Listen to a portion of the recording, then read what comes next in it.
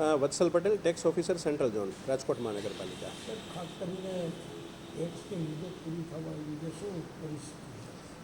ટેક્સની મુદત પૂર્ણ થવામાં આવનાર છે તો આપને જણાવું કે આજની તારીખ જે છે 19/3/2026ના રોજ રાજકોટ મહાનગરપાલિકાની તિજોરીમાં કુલ જે છે એ રકમ 407.49 કરોડ રૂપિયાની જે છે માતબર રકમ જે છે જમા કરવામાં આવેલી છે.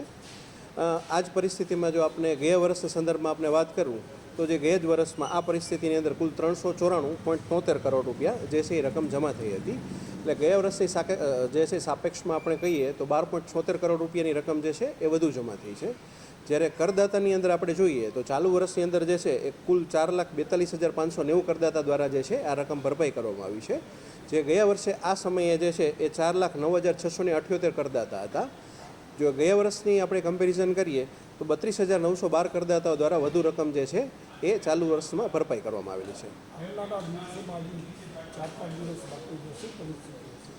રાજકોટ મહાનગરપાલિકાને કુલ જે છે એ 455 કરોડ જેટલો અંદાજિત ટાર્ગેટ જે છે એ આપવામાં આવેલો છે. તો રાજકોટ મહાનગરપાલિકાની સમગ્ર ટેક્સને ટીમની જે છે એ જ પ્રયત્ન છે કે સંપૂર્ણ ટાર્ગેટ જે છે 31 માર્ચ સુધીમાં પૂર્ણ કરવામાં આવે.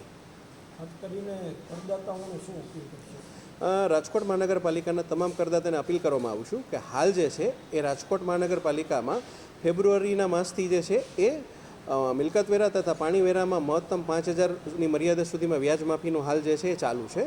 તો રાજકોટ મહાનગરપાલિકાના જે પણ કરદાતાઓને પોતાનો વેરો ભરવાનો બાકી હોય અને તમામ નાની રકમના બાકીદારો માટે થઈને એક સુવર્ણ તક છે કે પોતાના જે છે રકમ ભરી અને આ જે છે વ્યાજ માફીની પોતે લાભ લઈ શકે છે. તથા આપણા દ્વારા જે પણ ભરપાઈ કરવામાં આવેલી રકમ જે છે એ રાજકોટ મહાનગરપાલિકા દ્વારા વિકાસના કામો અર્થે વાપરવામાં આવનાર હોય તો આપ પણ જે છે આપનો વેરો ભરી અને વિકાસના કામમાં સહભાગી થવા આપણે નમ્ર વિનંતી છે.